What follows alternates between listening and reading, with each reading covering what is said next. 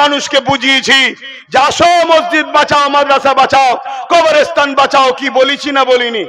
আপনাদের এলাকাও তো বহু জায়গায় বলেছি, কিন্তু সেই সময় অনেকে আমাকে গালি দিয়েছিল, ছোট বড় কথা বলেছিল, আমি সব ভুলে গিয়েছিলাম।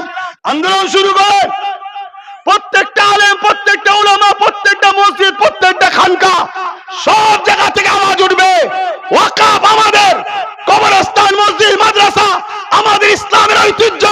এই ঐতিহ্যের উপরে যে হাত তুলবে তার কালো হাতকে আমরা ভেঙে দেওয়ার চ্যালেঞ্জের সাথে বলছি।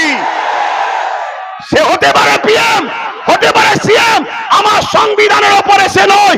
সংবিধান আমাদেরকে রাইট দিয়েছে, তার বিরুদ্ধে সংবিধানকে সামলে নিয়ে আজকে সাকরাইল থেকেও যুদ্ধের ঘোষণার চ্যালেঞ্জ দিয়ে দিলাম আমরা। একদিন কেন আমার রাজ্য সরকার বলে উঠলো যে ওয়াকাফ নিয়ে যে গুলোগুলি বাংলায় করবে সব থেকে বড় দুশ্মন আমি তার হব, সঙ্গে সঙ্গে আন্দোলনগুলো সব বন্ধ হয়ে গেল। তখনই আমি বুঝলাম আপনারা কেন্দ্রের বিরুদ্ধে নেবে বাংলা নিরীহ মুসলমানকে বিজেপির ভয় দেখিয়ে রাজ্যের কোণে তোলার জন্য আন্দোলন করছিলেন, আপনারা মসজিদ মাদ্রাসার জন্য নাবেন না, এটা প্রমাণ হয়ে গেল। যদি বলেন যে না আব্বাস সিদ্দিকী ভুল, তাহলে ভুলের প্রমাণ দেন, কাল পরশু থেকেই শুরু করে দেন পুরো বাংলা জুড়ে যেমন আন্দোলন করেছিলেন। তাহলে আমি ক্ষমা চেয়ে নেবো, যে কোনো এক মজলিস থেকে ক্ষমা চাইবো যে আমি ভুল ছিলাম। কি ভাই, ভুল হতে পারি?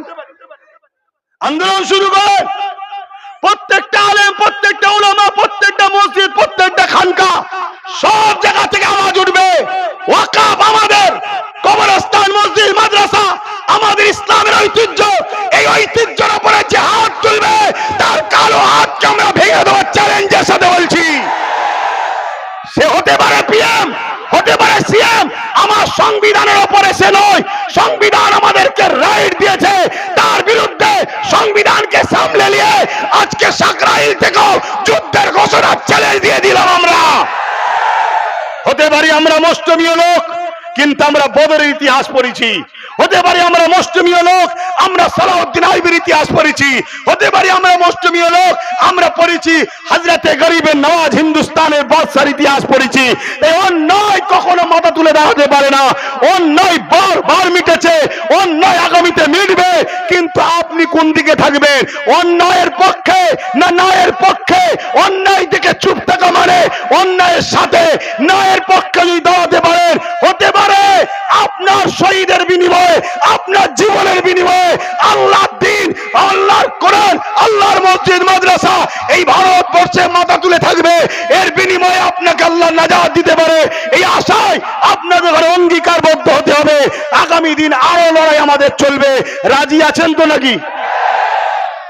পিছিয়ে গেলে হবে না বাপ, আর 500 হাজারে বিক্রি হলে হবে না। বিক্রি হওয়া লোক তেড়ে কথা বলতে পারে না, কেন? তার ভেতরের খাবার মুখে উঠে চলে আসে, আর যখনই খাবার আসে খাবার তার মনিবের কথা বলে দেয় যে তুই কার খেয়েছিস আর কার বিরুদ্ধে কথা বলছিস। আর যারা বিক্রি হওয়া লোক নয়, অধিকার নিয়েছে, মেহনত করেছে, অধিকার নিয়েছে, তারা কাউকে চেনে না, তারা চেনে ইনসাফ, তারা চেনে ইনসানিয়াত, তারা চেনে মানবতা, তারা চেনে সম্প্রীতি, তারা চেনে ভালোবাসা, তারা চেনে প্রফেট মুহাম্মদ সাল্লাল্লাহু আলাইহি ওয়াসাল্লামের দেখানো রাস্তা, তারা চেনে ভারতবর্ষের, ভারতের সংবিধান। এই জায়গায় দাঁড়িয়ে থেকে আমি ওয়াকাফের 2-3টে কানুনের বিষয়ে আপনাদেরকে একটু বলতে চাইছি, শুনতে রাজি আছেন? প্রথম কথা হচ্ছে এই ওয়াকাফ কালা কানুন যে 2025 করেছে, এর মধ্যে একটা আইন করেছে, যে আইনের মধ্যে লিখেছে কোন জায়গা যদি 12 বছর কেউ দখল করে রাখে, আইন অনুযায়ী সেই জায়গা সত্তার মালিক সে হয়ে যাবে। কিন্তু ধর্মীয় প্রপার্টিতে 12 বছর হোক আর যত বছরই হোক, কেউ কিন্তু দখল করে রাখলে তার সত্তার মালিক কিন্তু হতে পারে না। ওয়াকাফ চাইলে তাকে উঠিয়ে দিতে পারে। কিন্তু নতুন করে কেন্দ্র জালিম সরকার কি করেছে, যে বলছে মুসলমানের উপকারের জন্য করেছি। কথা বুঝে আসছে? মুসলমানের উপকারের জন্য করেছি।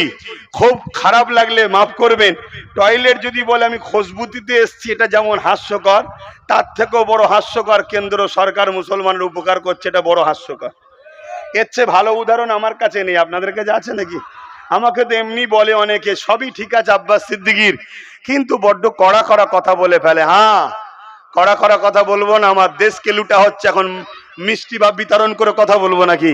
আমার ইসলামের উপর আঘাত দেওয়া হয়েছে, আমি মিষ্টি বিতরণ করে কথা বললে আপনি খুশি হবেন মনে হচ্ছে নাকি?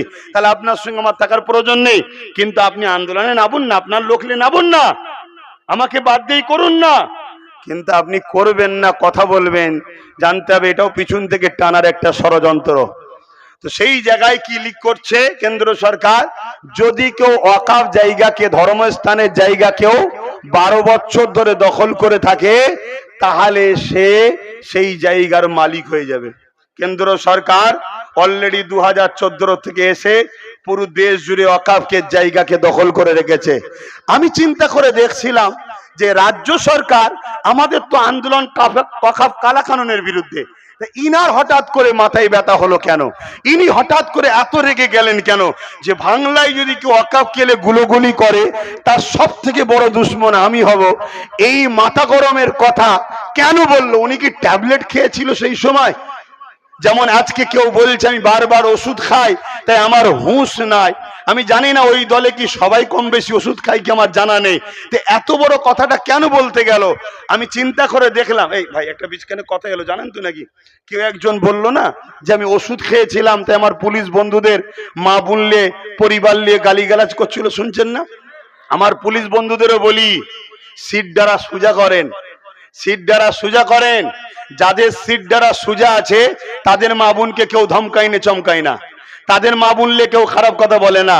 কেন জানে সিট দ্বারা সোজা আছে, পাছা লাল করে ফেলবে। আর যারা প্রশাসন সেজে সিট দ্বারা বিক্রি করেছেন, সেই প্রশাসনদের জন্য আমাদের দুঃখ হয়। আজকে কত অপমান বলেন তো। আমাদের যারা রক্ষক, আমাদের যারা নিরাপত্তা দেয়, সেই প্রশাসন আজকে নিরাপদ নেই। তার বোন, তার বেটি, তার মা নিরাপদে নাই, তাকে হুমকি দেওয়া হচ্ছে, তার মা বোনের স্নানের নোংরা কথা বলা হচ্ছে। এটা কি আমাদের জন্য খুশির খবর না দুঃখের খবর? অত্যন্ত দুঃখের খবর। কিন্তু আমি বলে যাচ্ছি, কিছুই হবে না। দেখবেন দেখবেন ওকে আরো বড় পদে দেওয়া হবে, ওকে আরো বড় কোনো জায়গায় পৌঁছে দেওয়া হবে। কেন? ও আজকের বাজারে ঠিক কথা বলেছে, এটাই প্রমাণ দিতে চাইছি। তো যাক, আমি ও বিষয়ে যাচ্ছি না। আমি বলতে চাইছি কি, রাজ্য সরকার বিরোধী করার কারণ কি? কেন আইনটা করেছে কেন্দ্র সরকার, আন্দোলন হবে কেন্দ্র সরকারের বিরুদ্ধে। লোক আন্দোলনে গিয়ে বলবে মোদি হাটাও,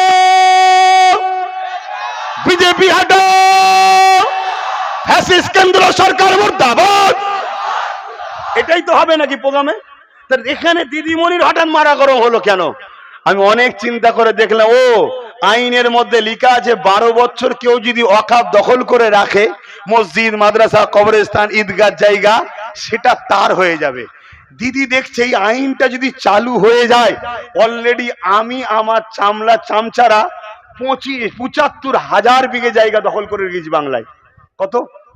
এই জন্য বলেন, সব রেকর্ড হচ্ছে, রেকর্ড হচ্ছে। রাজ্য সরকার 75,000 বিঘে জায়গা ওয়াকাফের, মসজিদ, মাদ্রাসা, কবরস্থান, মুসলমানদের বাপ দাদার দান করা সম্পদ, ইসলামের সম্পদ, 75,000 বিঘে জায়গা কম বেশি রাজ্য সরকার দখল করে রেখেছে। 13 বছর চলছে। 12 বছরের আইনটি যদি লাগু হয়ে যায়, সব সম্পদের মালিক রাজ্য সরকার হয়ে যাবে। এ তো দেখছে আমার বিনা বিরোধী করে, মুসলিম দরদি দেখিয়ে মুসলমান আমার সাপোর্ট করছে, আবার আমি মুসলমানদের ভোটেই সরকার হচ্ছি, অথচ মুসলমানদের 75,000 বিঘে জায়গা নিয়ে নেব, কেউ বুঝতে পারবে না। এই আইনের বিরুদ্ধে বলতে দিবা। দ্বিতীয় নম্বর, এটাও হতে পারে অনেকে বলছে যে উনি কি করবে, ওপর থেকে চাপ এসছে, যদি বাংলায় আন্দোলন হয় তাহলে সিবিআই ইডি পাঠিয়ে তোমাকেও ভাইপোকে তুলে আনবো। এই ভয়ের কথা অনেকে বলছে, কিন্তু আমার মনে হয় এই 75,000 বিঘে জায়গাটাই হচ্ছে মেন ইস্যু।